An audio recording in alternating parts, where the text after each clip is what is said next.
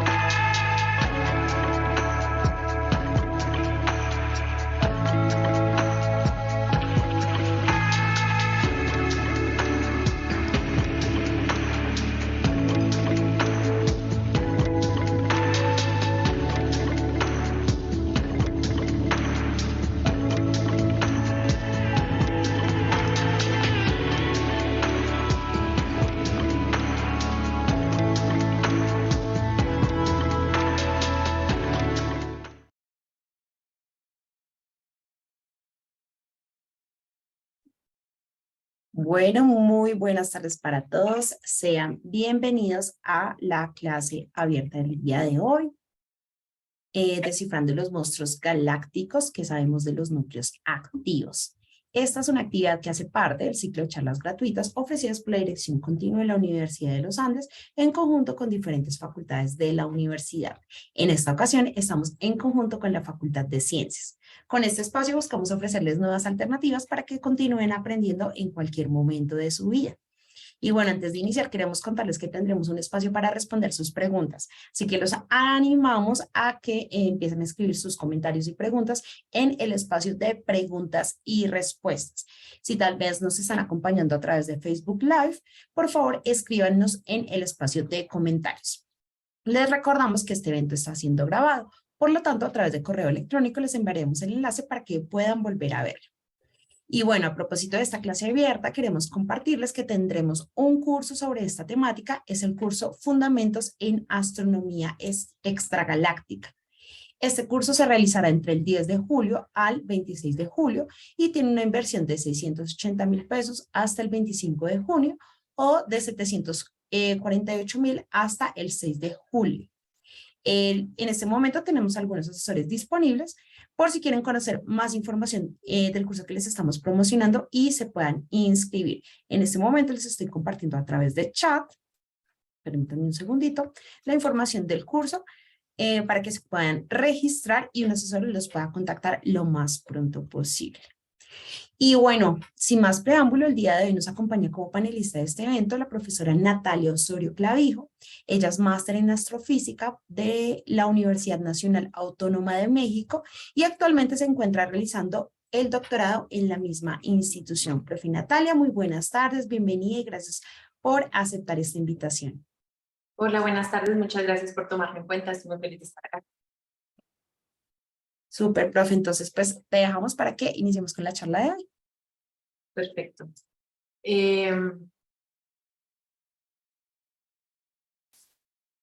Pues buenas tardes, muchas gracias a todos los presentes por estar aquí.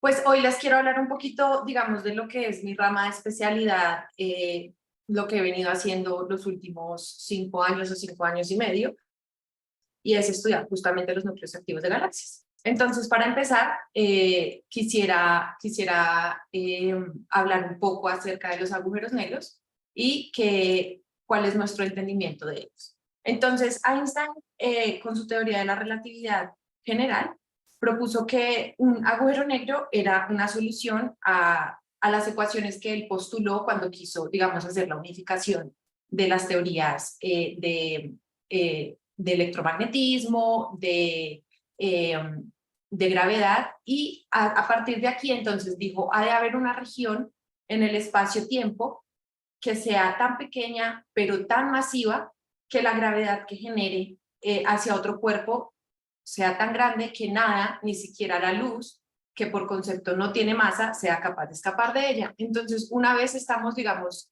en cercanías del agujero negro, vamos a ser atrapados por este y no vamos a poder escapar de allí. Ni siquiera la luz es capaz de escapar de esto. Entonces, físicamente, ¿qué es esto? Pues es una región del espacio-tiempo. ¿Y a qué me refiero con el espacio-tiempo?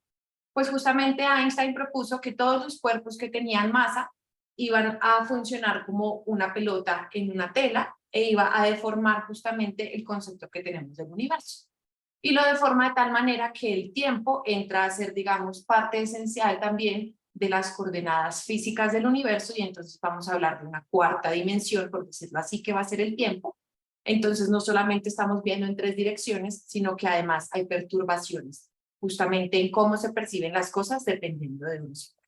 Esta simplemente es una ilustración de qué pasa, digamos, que la Tierra está ejerciendo una atracción gravitacional en la Luna, pero además está curvando el espacio-tiempo en el que se encuentra.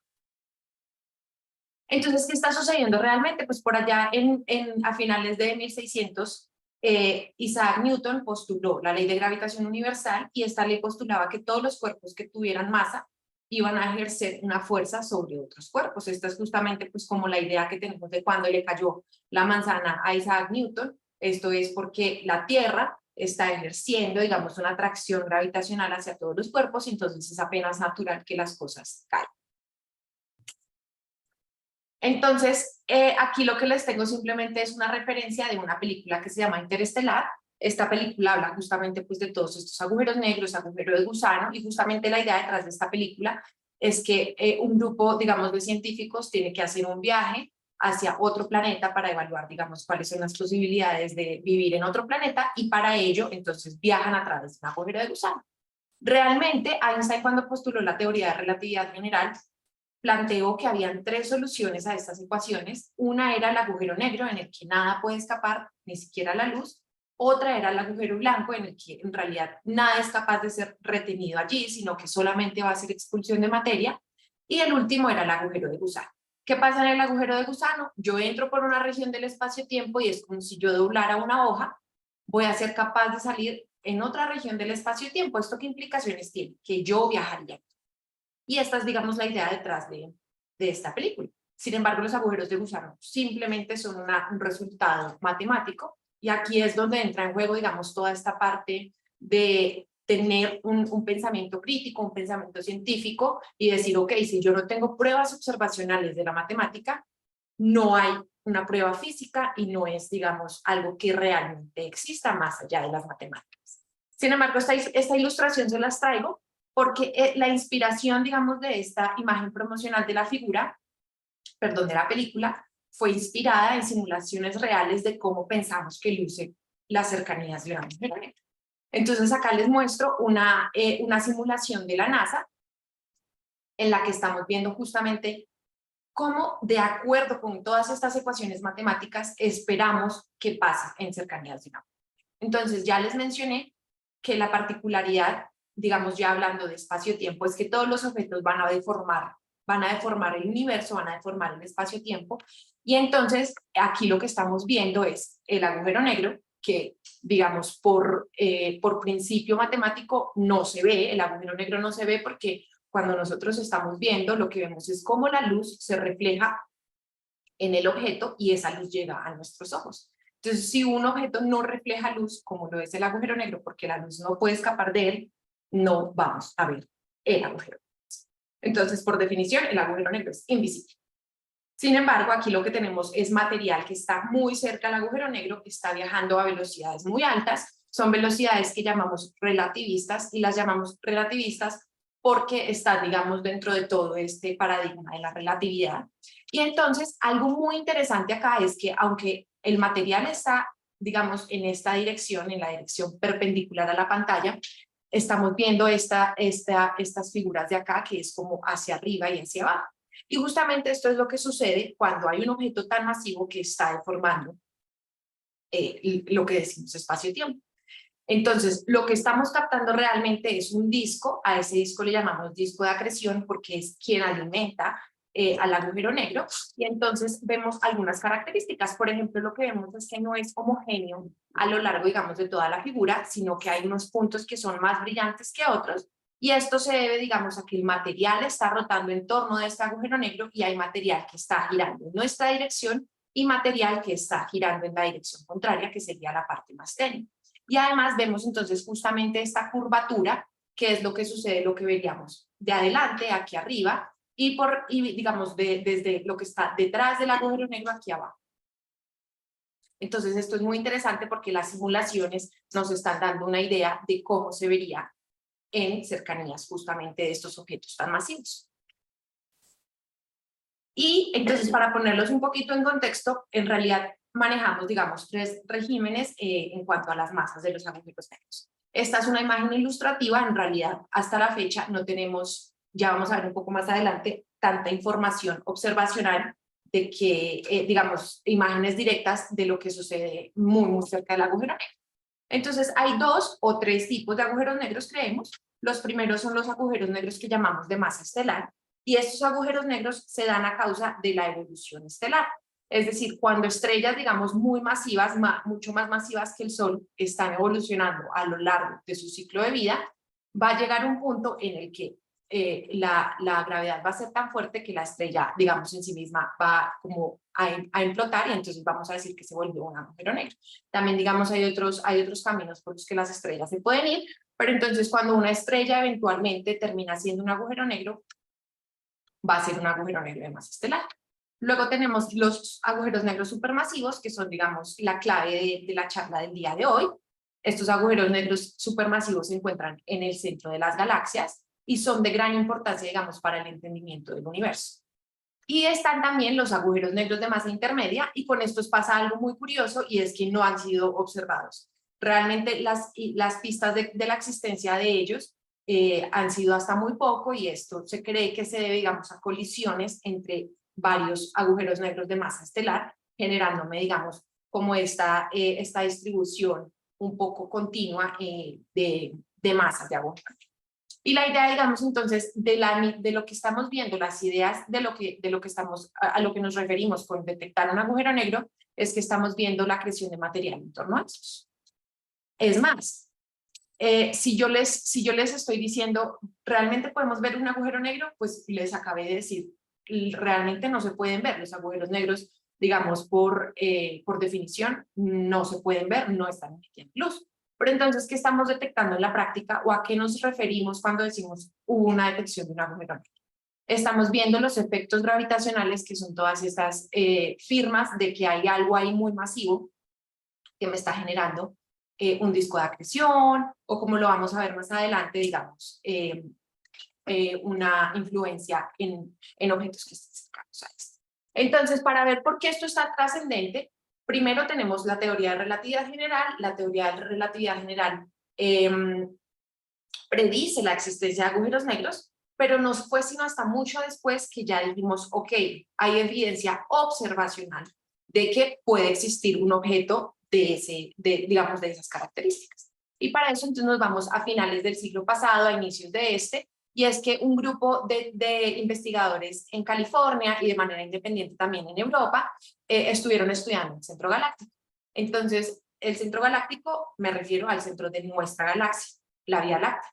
Y entonces ellos estaban así como muy curiosos, porque habían unas estrellas en cercanías del centro que se estaban moviendo ahí, digamos, de una manera particular, que parecía que estuvieran orbitando algo que no se veía. Y entonces acá lo que les muestro es justamente un artículo de 1998. Tenemos varias estrellas vistas en diferentes años. Entonces cada circulito es una estrella observada en 1995, cada rombo es una estrella observada en 1996 y cada triángulo es una estrella observada en 1997. Entonces, de manera muy particular, como que vemos que aquí este objeto está, aquí ya está como orbitando, digamos, en torno a esta, acá le llaman a este punto se le llama Sagitario A estrella, porque visto desde nuestro cielo está ubicado en la constelación de Sagitario, y pues hasta ese momento no, hay algo ahí que está ejerciendo, digamos, atracción gravitacional, pero no entendemos muy bien qué es. Y ya entonces lo que hicieron ya en un trabajo más avanzado, siguieron observando estas estrellas que están en el centro galáctico hasta que pudieron, digamos, recuperar la órbita. Entonces, muy importante es esta estrella a la que denominaron S02. Digamos que este trabajo fue el que eventualmente dio pie a que en el 2019 se le otorgara el premio Nobel a este grupo de investigadores, dentro de los cuales están Andrea Ghez, Rainer Genzel y Roger Penrose por el agujero negro del centro de nuestra galaxia. Entonces, si me voy atrás de nuevo, lo que estamos viendo es que esta estrella es justamente esta estrella, digamos que es la órbita de esta estrella que está acá. Cuando fueron observando, ya, dijeron, hay algo, hay una relación ahí, como que esta estrella necesitamos seguirla observando, y eventualmente fueron capaces de reconstruir la órbita. Pero, por ejemplo, esta estrella de acá es esta de acá. Y aunque aquí no tienen, digamos, tantos puntos, lo que hacen es, realmente tienen solamente estos, pero pueden estimar, pueden, digamos, extrapolar hasta cuál sería, digamos, el movimiento de esta estrella. Y esto es muy parecido a lo que en nuestro sistema solar. Entonces, en nuestro sistema solar, el objeto central es el Sol, y hay algunos cuerpos celestes, como los planetas, que están orbitando alrededor de este. ¿Y esto por qué? Es porque los objetos están siendo atraídos gravitacionalmente por el cuerpo más masivo. Aunque hay fuerza gravitacional entre los planetas en sí mismos, comparado con el Sol es muy pequeño. Y aquí ya tenemos entonces un entendimiento de cómo, digamos, están siendo, de cómo se mueven los objetos en torno a otros. Con este trabajo, entonces, se pudo encontrar que S02, que es esta estrellita de aquí, que está resaltada, tenía un periodo orbital de 16 años. ¿Y qué es un periodo orbital? Es el tiempo que se demora en dar una vuelta entera en torno a su objeto, al objeto que está haciendo, digamos, que está generando esta atracción. Y con el periodo orbital, entonces, se puede estimar la masa del objeto que está generando esta atracción gravitacional. Entonces, esta estrella S02 es clave para entender qué pasa en el centro de nuestra galaxia. Resulta que aquí esta ecuación que les estoy mostrando es una ecuación que postuló Johannes Kepler a inicios de 1600, cuando todavía no se había, digamos, como tal estipulado la ley de gravitación universal, pero ya se tenía una idea de que hay cuerpos que están, digamos, siendo atraídos por otros, y ahí tiene que ver la masa, y tiene que ver, esto ocurre, digamos, en varios campos de la física en general. Hay algunas leyes que pueden ser capaces de describir esto. Entonces, ya tenemos el tiempo que se demora la estrella en dar una vuelta completa. Podemos también estimar la distancia a la que se encuentra la estrella del objeto que está, digamos, generando esta atracción. Eso lo sabemos haciendo observaciones de cuánto es la separación entre el centro y la estrella, digamos, con otras herramientas. Y a partir de aquí, entonces, podemos determinar cuál es la masa del objeto más masivo. Y en realidad ellos encontraron que la masa de este objeto, que no se ve, pero que está produciendo una atracción gravitacional, es de millones de veces la masa del Sol. No se ve, pero ahí sabemos que está, porque los objetos se están moviendo alrededor de él, y entonces tal vez estamos teniendo la primera prueba observacional de la existencia de un agujero negro supermasivo en el centro de nuestra galaxia. Y entonces la pregunta es, yo no puedo ver un agujero negro, pero puedo intentar ver cerquita, y en el 2022, entonces tuvimos, en el 2019, entonces tuvimos la primera imagen del agujero negro supermasivo de la galaxia M87. Y yo les estoy diciendo, obtuvimos la primera imagen del agujero negro, pero en realidad lo que tuvimos, porque el agujero negro no emite, estamos viendo la imagen del horizonte de sucesos del agujero. ¿Y qué es el horizonte de sucesos? es justamente la región justo antes de que ya nada de que ya nada puede escapar. Entonces, justo antes todo es muy estable y el material es capaz de estar circulando ahí como si fuera la Tierra alrededor. Pero un poquitito más adentro y ya, el material va a caer y ya no va a poder verse. Entonces, ya se sabía, digamos, por otros métodos observacionales que el agujero negro de esta galaxia era de miles de millones de veces la masa del Sol. Entonces aquí 10 a la 9 es 1000 veces millones. Es de en torno de miles de veces, de miles de millones de veces, perdón, la masa del Sol. Algo muy interesante es que acá se pone en, digamos, en comparación el tamaño del sistema solar. Entonces yo tengo al Sol aquí en el centro, tengo a Plutón, que es el planeta enano que está, digamos, más lejos del Sol, y tengo a la sonda Voyager 1, que fue esta nave que salió en la década de los 70 a hacer exploración del sistema solar. Y si se dan cuenta, lleva 40 años viajando y va aquí apenas saliendo del sistema solar, que es de alrededor del tamaño de la agujero negro supermasivo. Entonces, aunque decimos que es una región muy pequeña, como estamos hablando de tantas masas, de tan pesado que es, pues en realidad sí es una región grande.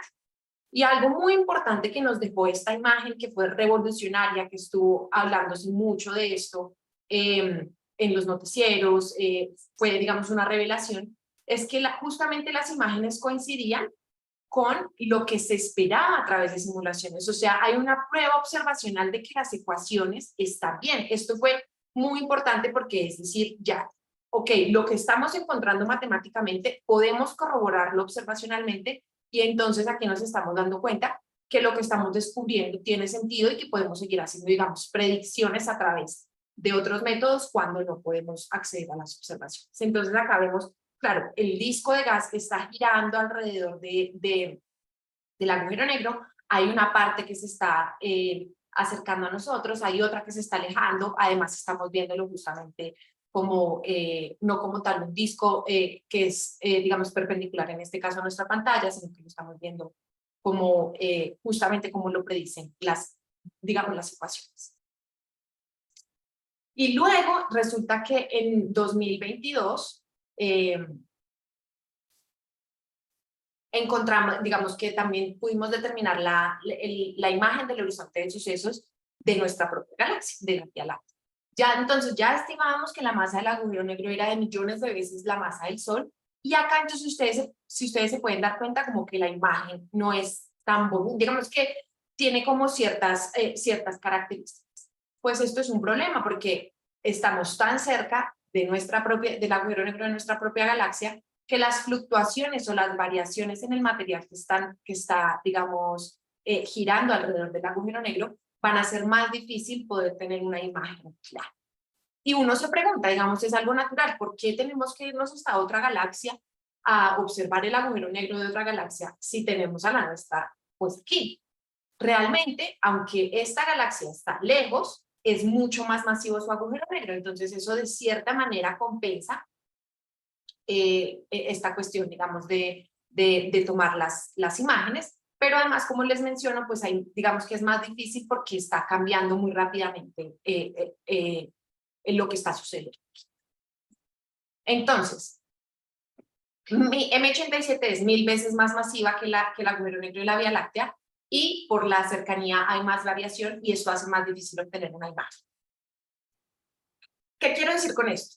También la ubicación de nosotros en nuestra propia galaxia hace que sea más difícil estudiar, o sea, hace que sea más difícil estudiar nuestra propia galaxia que otros. Es como si yo me parara en el ombligo y quisiera estudiar mi cabeza y quisiera estudiar mis pies, pues es diferente a si alguien al frente me está estudiando, porque tiene una imagen más clara que alguien que está adentro del mismo sistema.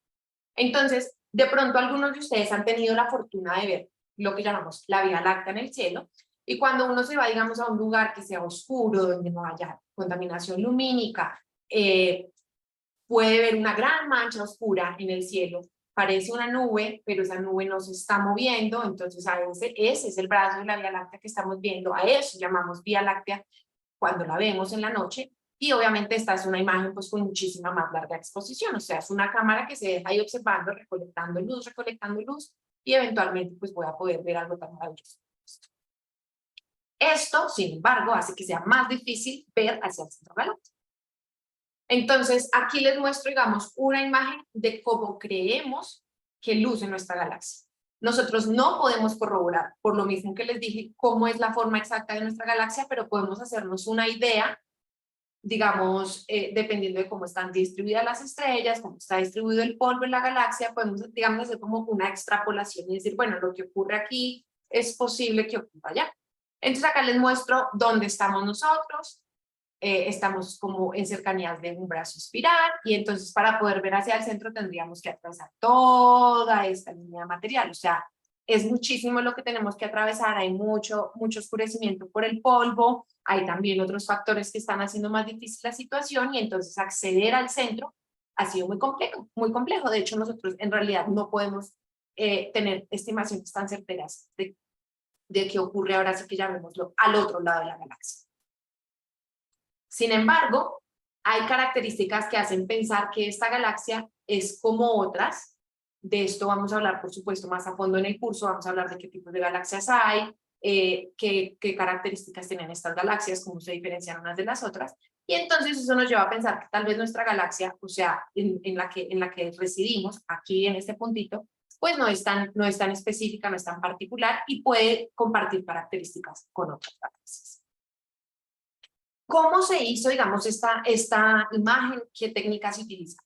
Entonces, para entender esto, es necesario entender en sí mismo que todos los fenómenos en el universo, en la Tierra, o sea, Tierra, por supuesto, y más allá en el universo, emiten en torno a lo largo y ancho de lo que llamamos espectro electromagnético. El espectro electromagnético es la luz, pero muchas veces cuando hablamos de luz nos referimos a la luz que ven nuestros ojos y en realidad hay toda una línea de posibilidades para que los objetos se... Entonces tenemos la radiación en radio, que son sí justamente estas ondas, lo que escuchamos en la emisora o la televisión que vemos son ondas de radio que miden en torno a miles de metros, o sea, en comparación, digamos, como un edificio, digamos, el tamaño de estas ondas es de el tamaño de un edificio. Los humanos estamos emitiendo por ahí, digamos que somos, en comparación con el universo, somos muy fríos, emitimos un infrarrojo, pero digamos que aquí en la escala pues tenemos varios objetos o varios fenómenos que están emitiendo en diferentes longitudes. El infrarrojo, que ya es, digamos, también hay muchos objetos, el polvo emite mucho en el infrarrojo, luego tenemos el visible, que es la longitud de onda en la que vemos, y fenómenos, digamos, ya más energéticos, entre los que están el ultravioleta, los rayos X y los rayos gamma. Justamente los rayos X son estos de la radiografía, por eso es necesario, digamos, tener algunas precauciones cuando estamos tomándonos radiografías, porque son muy energéticos y pueden hacerle daño al cuerpo. Son estos rayos de los que los UV son de los que nos tratamos de proteger del sol, etc. Entonces, todos los fenómenos del universo emiten a lo largo y ancho de todo el espectro electromagnético. Sin embargo, nuestra visión y digamos, nuestro audio o la forma en la que escuchamos es muy limitada. De hecho, acá les muestro entonces el rango del espectro electromagnético en ambos lados, hacia arriba y hacia el lado. Y entonces acá lo que nos está diciendo es, este rango de acá es todo lo que podemos ver y todo lo que podemos escuchar.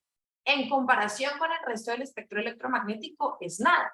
O sea, los humanos con solo nuestros ojos y nuestros oídos somos muy limitados. Y por eso entonces hemos desarrollado otras técnicas para poder entender qué ocurre en el universo. Entonces acá de nuevo les muestro el espectro electromagnético y acá lo que les estoy mostrando es qué tanto retiene nuestra atmósfera la información, esa luz, la luz que está emitiendo en digamos, en este panel. Entonces tenemos los rayos X, los rayos gamma, los rayos ultravioleta, que son los más energéticos, los de más altas temperaturas. El sol emite en rayos gamma, rayos X en ultravioleta, pero la atmósfera absorbe toda esa radiación y entonces no los podemos ver. Por eso cuando queremos hacer astronomía a altas energías necesitamos colocar satélites afuera de la Tierra, porque la atmósfera no nos va a dejar ver. Luego tenemos el visible entonces es la luz que estamos viendo día a día, esta casi toda es transmitida, aquí depende mucho de las condiciones climatológicas, de las nubes, etcétera, pero hay varios telescopios en Tierra, por estas condiciones climáticas también se han puesto un par de satélites en órbita, como el telescopio espacial Hubble, o más recientemente el telescopio espacial de James Webb. Luego tenemos el infrarrojo. Con el infrarrojo hay parte que se emite, parte que se transmite, parte que se absorbe. Entonces, aunque hay telescopios en tierra, es ideal también poner satélites en órbita. Y muy particularmente, que va a ser muy importante para el trabajo que se hizo, son las radioondas o las radiofrecuencias, porque contrario al resto de longitudes de onda, esta luz completamente penetra la atmósfera y entonces podemos observar desde tierra colocando antenas como las antenas que están para ver la televisión.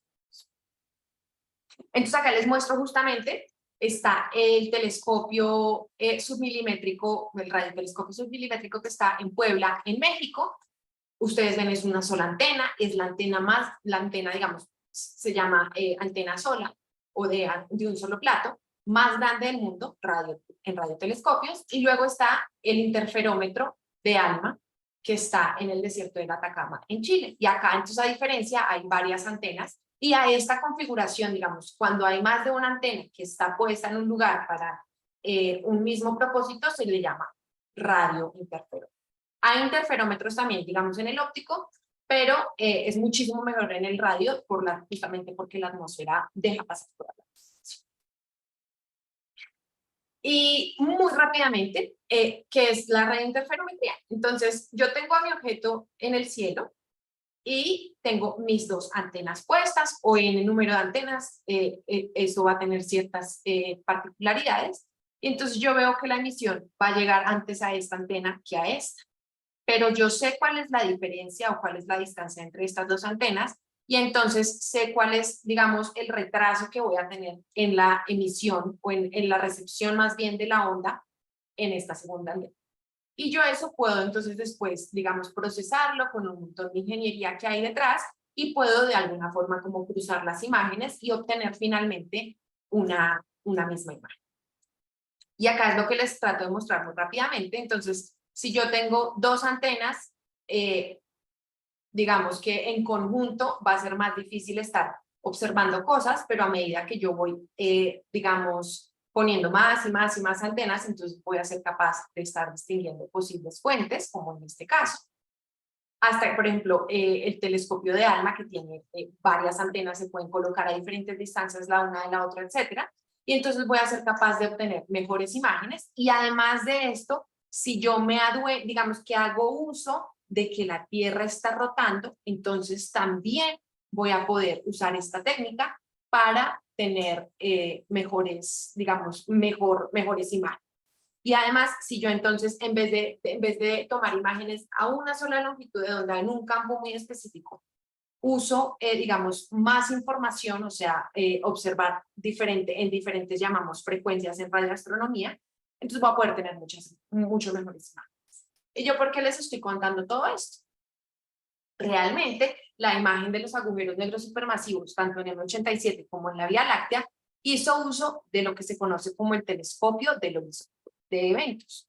Y este es un gran radiointerferómetro, pero la particularidad de este es que lo que hicimos uso fue de la misma Tierra. Entonces tenemos radiotelescopios en diferentes partes del mundo y lo que se hace es usar justamente la rotación de la Tierra, el tamaño de la Tierra, como una antena gigantesca en la que voy a tener diferentes puntos de observación, que en conjunto fueron suficientes para obtener estas imágenes. Entonces hay telescopios en China, en Estados Unidos, en México, en Chile, en Groenlandia, en el Polo Sur, en Francia, en España, y entonces estas antenas lo que hicieron fue decir, bueno, yo observo en este momento al centro galáctico o al 87, vamos a esperar a que la Tierra gire y entonces la siguiente antena disponible va a observar al centro galáctico a 87 y así luego vamos a procesar estas imágenes a través de la ingeniería y vamos a poder rescatar entonces, porque yo lo que estoy detectando son ondas electromagnéticas, pero voy a poder a través del postprocesamiento recuperar una imagen. Ahora, entonces, yo estoy en cercanías de un agujero negro, no puedo ver lo que está sucediendo en el interior, ya estoy pudiendo resolver el horizonte de sucesos. ¿Qué pasa entre las estrellas que están orbitando y el agujero negro? Entonces, ¿qué pasa cuando hay material que está alimentando al agujero negro de manera eficiente? A esto le llamamos actividad nuclear y a esta región interna se le llama núcleo activo de galaxias. Y es la región más interna, pero además los núcleos activos de galaxias son los fenómenos energéticos persistentes, son los fenómenos persistentes más energéticos del universo. O sea, estos son los que más radiación emiten cuando están siendo, digamos, cuando hay actividad nuclear. La idea detrás de esto, entonces, de nuevo, es que hay algo que está alimentando al agujero negro y a medida que el material cae, entonces pierde energía potencial, pero eso se vuelve energía radiativa, pues hay radiación. Esta es una ilustración de lo que creemos que ocurre. En realidad, digamos, por las limitaciones observacionales, no podemos tener resolución suficiente para ver esto, porque, digamos, a diferencia del horizonte de sucesos, hay partes del núcleo activo que están emitiendo en otras longitudes de onda que no podemos acceder a través del radio, y el radio es lo que nos permitió ver el horizonte de sucesos. Entonces, no tenemos la resolución suficiente para ver estas regiones, pero podemos ver qué efectos hay, digamos, en la firma que los astrónomos llamamos espectro, que es la firma que están emitiendo y podemos dar, digamos, entender físicamente qué procesos hay. Acá les muestro entonces 3 galaxias, M87, esta imagen es tomada en el óptico, y si ustedes se dan cuenta, parece ser ahí una bola de luz, pero veo un chorro que es tan potente que emite en óptico, y entonces aquí algo me da indicios de que hay algo en el centro muy energético porque es capaz de lanzar este chorro. Y ya vimos que hay un agujero negro supermasivo de miles de millones de veces la masa del Sol. Tenemos esta otra galaxia que es Cygnus A. Aquí esta imagen es en radio, entonces yo veo que hay una fuente aquí en el centro, pero además estoy viendo estos chorros gigantescos energéticos que me están diciendo, y por lo que estoy viendo acá, esa emisión salió del centro. O sea que ahí hay algo muy energético que está emitiendo tal que se formen estos chorros. Y ya estos chorros son tan grandes, digamos, han viajado tanto que ya han interactuado con la galaxia en sí mismo. Hay una serie de consecuencias, digamos, de la actividad nuclear, eso me gustaría tocarlo más a fondo a lo largo del curso. Y luego está 13273. Entonces, esto parece una estrella. O sea, uno ve una imagen en óptico de esto y una fuente puntual, eso es una estrella. Cuando los astrónomos observaron esta fuente, así como nosotros pensamos en primer orden, es una estrella. Cuando fueron a ver la firma de esto, o sea, tomaron el espectro, que es, digamos, qué tanto flujo hay a cierta longitud de onda, se dieron cuenta que eso no correspondía con lo que ellos esperaban de una estrella. O sea, no emite como estrella, no tiene las temperaturas promedio de una estrella. Entonces a estos objetos se les llamó objetos cuasi estériles, porque parecían estrellas, pero no eran estrellas. Y pasó el tiempo y entonces ya se dieron cuenta que era emisión que venía del núcleo, pero que era tan potente que opacaba a la misma galaxia. Entonces a este tipo de objetos, dentro de los núcleos activos, se les llaman cuásares. A este en particular, a esto como emiten radio y tiene estos lóbulos tan grandes, se le llama radiogalaxia, sí, se le llaman radiogalaxias porque realmente son muy fuertes los chorros de energía, pero también entonces tenemos una serie de clasificación de núcleos de galaxias. ¿Qué les quiero decir con esto? Todo depende de los ojos con los que se vea. O sea, si yo me quedo solamente con un filtro, voy a observar algunas cosas del universo, pero estoy siendo ciega en muchos otros eventos. Si yo me voy a otras, digamos, con otros filtros, o sea, en otras longitudes de onda, voy a poder ir completando la información que tengo y entender qué procesos hay finalmente en el interior de las galaxias. Aquí les muestro entonces otra galaxia que se llama Centauro. Esta es una imagen compuesta, y una imagen compuesta es simplemente la suma de varios filtros. Pero si yo me voy solo a los rayos X, entonces estoy viendo que hay algo también súper potente que está saliendo del centro, que no veo en ondas de radio, aunque sí veo los lóbulos. Estoy viendo estos chorros gigantescos, pero no estoy viendo, digamos, emisión tan fuerte en el núcleo. Y si yo la veo en el óptico, realmente en el óptico pareciera que es una galaxia común y corriente, hay algo de polvo acá que me está oscureciendo, pero en realidad no veo indicios, digamos, de que haya algo ahí en el centro muy potente. Entonces, por eso es muy importante tener la mayor cantidad de información posible. Pero ¿por qué necesitamos estudiar la génesis o núcleos activos de galaxias? Realmente la implicación o la forma en la que ellos afectan a las galaxias es muy importante. Se cree que hay una correlación muy, digamos que hay una alta correlación entre la actividad estelar, o sea, la formación de estrellas en las galaxias y la actividad nuclear. Hay gente que propone que hay, digamos, que el contenido de polvo, o sea, estas partes donde se pueden formar estrellas, digamos, el contenido de polvo y el contenido de polvo en el núcleo están relacionados, que de pronto ahí puede haber actividad nuclear cuando hay colisiones de galaxias, etcétera. Entonces, parte importante de entender cómo evolucionan estos objetos tan grandes que son las galaxias está en entender qué hay en el núcleo y si hay o no actividad nuclear. Entonces, los núcleos activos son el fenómeno persistente más energético en el mundo, en el universo, perdón. Estos objetos parecieran tener ciclos de vida, o sea, no son constantes a lo largo de la vida del universo, sino que parece que acretan y luego son quietos y luego vuelven y acretan, aunque el tiempo de vida es muy grande, es de cientos de miles de años. Nos ayudan a entender cómo evolucionan las galaxias. Queremos entender cómo afectan a la galaxia misma, a su misma galaxia. ¿Qué mecanismos son responsables de la energía? ¿Por qué hay energía? ¿Por qué se emite energía en torno a un agujero negro? Los agujeros negros y entonces los núcleos activos son una prueba irrefutable de que la relatividad general está bien. O sea, si hay condiciones extremas bajo las cuales pueden ocurrir estos, sí estamos encontrando, digamos, que existen este tipo de objetos. Y muy importante, pues, digamos, entender si estos objetos suponen un peligro para nosotros, ¿no? Entonces, para finalizar, la pregunta de ¿podemos morir a causa de un núcleo activo? Y para esto me gustaría entonces mirar cuáles son las posibles causas de la extinción. La primera es el ser humano mismo, el cambio climático, la producción, digamos, el consumo de carne, etcétera. Respirar en sí mismo es altamente contaminante, pero pues de eso nos hacemos cargo de una u otra manera. La otra parte es mirar qué son cosas de las que no podemos hacernos cargo, cosas que no podemos controlar, que pudieran ser, digamos, un peligro para nosotros en este contexto de algunos. Entonces, un primer enemigo para la vida humana sería el Sol. El Sol está aquí. El Sol ha vivido por cerca de 5.000 millones de años y esperamos que viva otros 5.000 millones de años más, pero a lo largo de su vida va a evolucionar, se va a volver una gigante roja, va a crecer en tamaño, va a crecer en temperatura y entonces en medio de todo esto puede tragarse. Puede tragarse a la Tierra, antes de eso va a haber un aumento drástico en la temperatura, podríamos morir a causa de la evolución.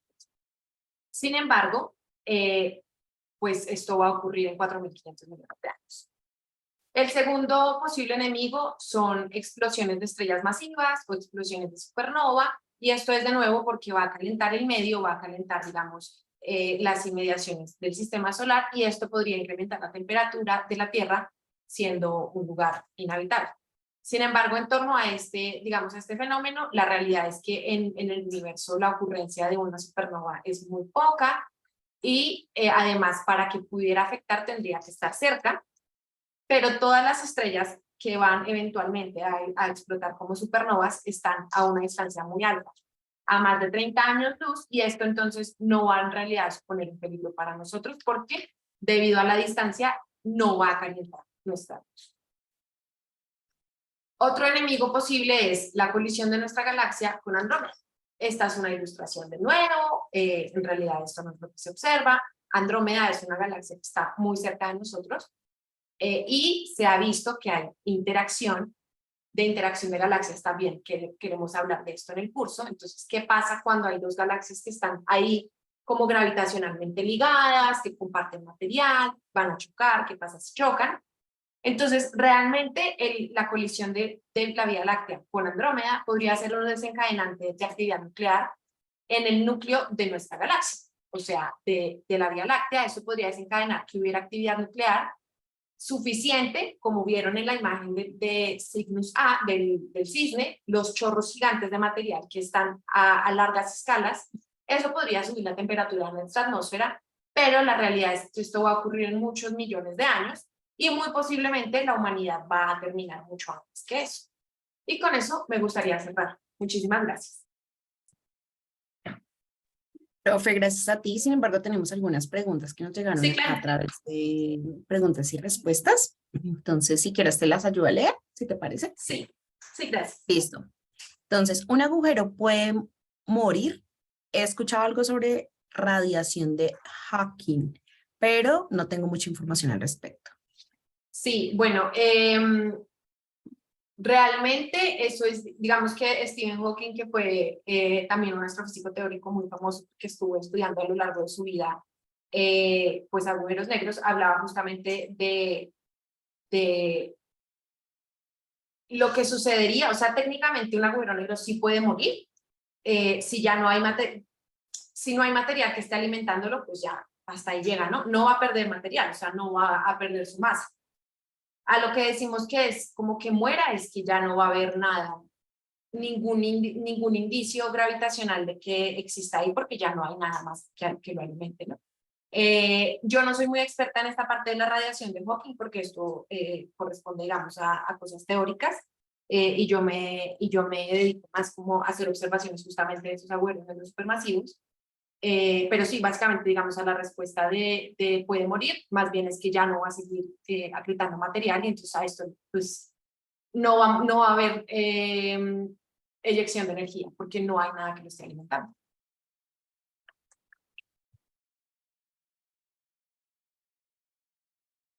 Listo. Nos pregunta Leonardo Cubillos, dentro de los agujeros negros, perdón, dentro de los azares, ¿hay agujeros Blazares. negros? Ah, ok. Yo creo que está preguntando por los blazares.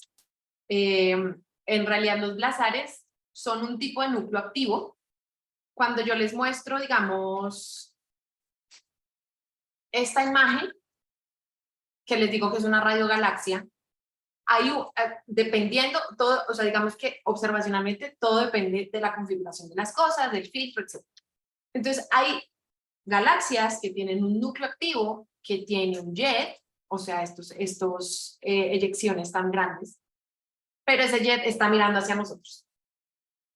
Entonces, si ese jet está mirando hacia nosotros, es lo único que vamos a ver. No vamos a poder ver más adentro porque la emisión del jet va a dominar por completo pues la observación. Entonces, a esos objetos donde el jet está mirando justamente hacia el observador, se le llama blazares. Pero por definición son simplemente un tipo de núcleo activo. Y la clasificación es observacional, tal que el jet está en la dirección del observador.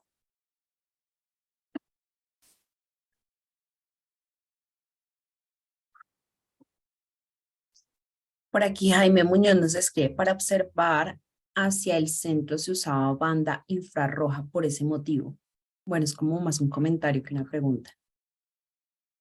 Sin embargo, sí, o sea, digamos que cuando yo les digo cómo hacia acá está el centro galáctico o aquí está el Sol y todo esto es lo que necesitamos ver. En realidad hay mucha, se llama extinción por polvo. El polvo, cuando nosotros estamos observando en el óptico, el polvo me absorbe toda esa emisión. De lo que viene detrás, yo tengo una pantalla, es el polvo y no voy a poder ser capaz de pasar, digamos, de penetrar ese polvo. Entonces, ese es un gran problema. Y sí, para poder entender las poblaciones, digamos, lo que ocurre para poder mirar más allá del polvo, entonces utilizo el infrarrojo, porque el infrarrojo me va a ayudar a entender justamente, pues porque el polvo emite principalmente en el infrarrojo por las temperaturas, y entonces me va a poder ayudar a entender qué ocurre en medio de eso. Sin embargo, la observación hacia el centro galáctico, pues, ha sido muy complicada y hasta ahora, pues, estamos pudiendo como entender. Más allá de eso, pasar toda esta parte del centro es muy complicado porque aquí hay mucha emisión, las estrellas están emitiendo, el gas está emitiendo, entonces aunque yo vea con otros, digamos con otros satélites, con otras filtros, etcétera, pues todo esto me está emitiendo y es como si yo tuviera una pantalla muy grande. Pero sí, muchas gracias por la observación. Por aquí un asistente anónimo nos escribe, Natalia, muchas gracias por tu charla, muy interesante el tema. Me gustaría preguntarte si materia oscura y agujeros negros son lo mismo. Esa pregunta es muy interesante y por mucho tiempo, digamos, se intentó explicar a la materia oscura con agujeros negros. O sea, si yo tengo muchos agujeros negros en el universo, no los puedo ver, no están interactuando con nada, pues eso podría llamarse materia oscura. Sin embargo, bueno, de pronto para las personas que no estén muy familiarizadas, nosotros tenemos una estimación de que, digamos que el universo está compuesto en 25% por materia bariónica. A la materia bariónica es toda la que interactúa con la luz. Materia oscura es como, no, perdón, materia bariónica es como el 1% del universo. Materia oscura es como el 25% del universo y el resto es energía oscura.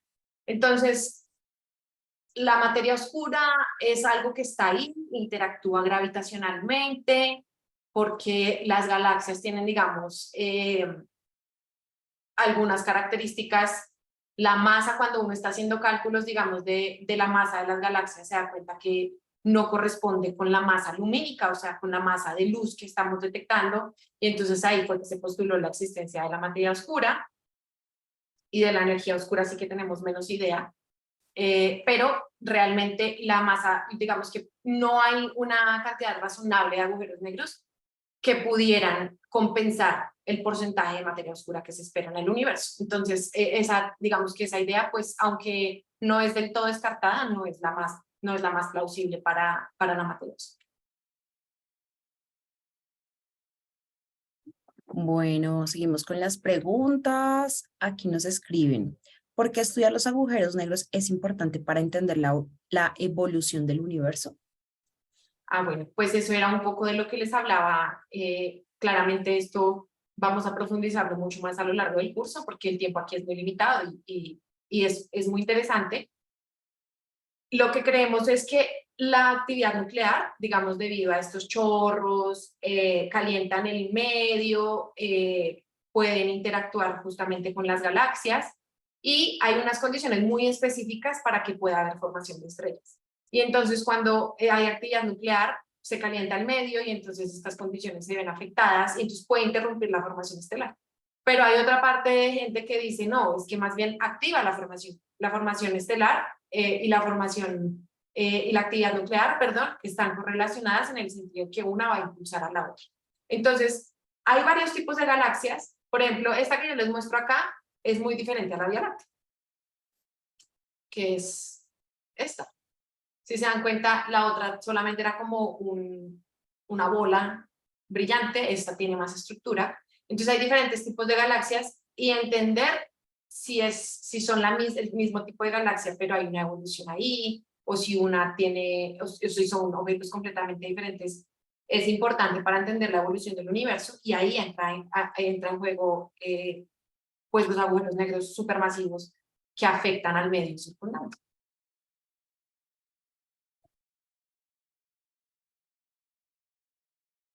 Bueno, también nos preguntan, ¿la formación estelar se da dentro de la región del Toro? No. A ver, entonces esta es la idea de lo que tenemos como núcleo activo. Y tenemos un agujero negro supermasivo, tenemos un disco que es el que está alimentando al agujero negro. Este disco pues es plasma muy caliente, es muy caliente digamos por la cercanía, y luego tenemos la idea de que hay una región que se llama el toro de polvo. Luego hay una región que ya está ahí en cercanías con la galaxia, ya hay como, ya eso le decimos es la galaxia, esos son anillos circunnucleares y ahí sí que se cree que puede haber formación estelar. De hecho, ahí entra en juego el papel del agujero negro, del núcleo activo. ¿Está influenciando la formación estelar o por el contrario, está apagando la formación estelar justamente en esa parte donde interactúan el núcleo y la galaxia? Pero aquí adentro no hay evidencia de que se formen estrellas.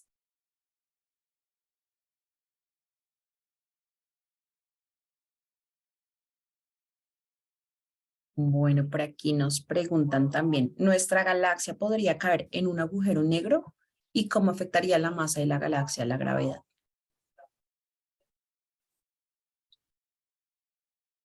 dentro de nuestra galaxia hay un agujero negro supermasivo. Entonces, ¿qué fue ¿no? Este es ya había evidencia observacional, esta es la imagen del horizonte de eventos del agujero negro, pero en sí mismo no hay forma de que el agujero negro se vaya a tragar la galaxia, porque hay muchísima más masa en la galaxia que hay adentro y digamos que todo es muy estable. Entonces no es como tal que se la vaya a tragar, que se vaya a tragar toda la galaxia en sí misma, ¿no? Porque las cosas realmente son muy estables, de un lugar para afuera son muy estables, de un lugar para adentro si todo cae en sí mismo, pero realmente la situación no sería esa. Y la otra parte de la pregunta fue ¿qué pasaría si nos tragara? ¿Cómo afecta la masa de la galaxia a la gravedad? No sé si de pronto la persona se refiere como a la gravedad en la Tierra. Voy a suponer de pronto que sí es eso.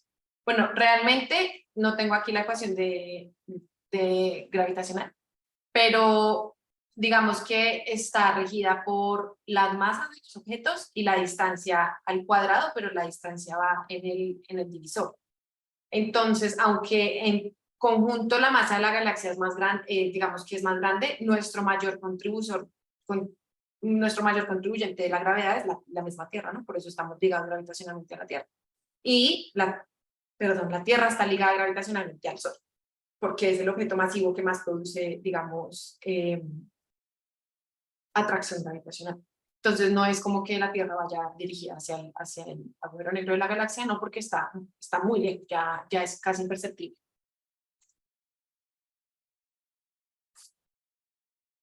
Bueno, aquí nos llega la última pregunta, sería, espérame. Los cuasares, no sé si está bien dicho, ¿sí? Los cuasares son Sí, periódicos. Si ya pasó una vez en alguna galaxia, ¿podría volver a ocurrir? sí, definitivamente.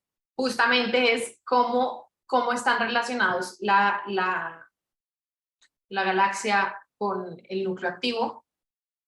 Realmente lo que se cree es que los cuasares, digamos, los cuasares son un tipo de núcleo activo y la evidencia observacional sugiere que los cuasares son, digamos, se dieron cuando había un pico de formación estelar en el universo. Esto es algo un poquito más complejo porque tenemos, digamos, información acerca de las galaxias, o sea, cuando estamos observando galaxias, a medida que las vemos más lejos, quiere decir que ocurrieron mucho antes en el pasado. O sea, la información que vemos siempre es del pasado. Entonces, lo que se cree es que hay una estrecha correlación entre la existencia, digamos, de los cuasares son los núcleos activos más energéticos, son los de más altas luminosidades, y entonces se cree que ahí como que cuando hubo un pico de formación estelar, hubo un pico de actividad nuclear. Esto todavía es muy debatido. Pero entonces, como les mencioné, los núcleos activos pueden tener ciclos de actividad, y entonces por eventos, digamos, externos al mismo núcleo, como la colisión de galaxias, puede desencadenar nuevamente la actividad nuclear, porque hay mucho material que está ahí como como que lo revolví, y entonces eso me va a desencadenar que el agujero negro vuelva a ser alimentado y vuelva a formarse un disco de acreción, y entonces ese disco de acreción es el que eventualmente me va a emitir y voy a volver a tener actividad nuclear, que eventualmente cuando las cosas se calmen puede volver a cesar, pero entonces sí creemos que es un evento que puede ser perdido. Bueno, Natalia, pues yo creo que ya con esto damos cierre con esta pregunta. Muchísimas gracias por aceptar nuevamente esta invitación. Gracias igualmente a todos nuestros participantes, las personas que también nos acompañaron a través de Facebook Live. Les recordamos que tenemos un curso sobre esta temática, es el curso Fundamentos en Astronomía Extragaláctica.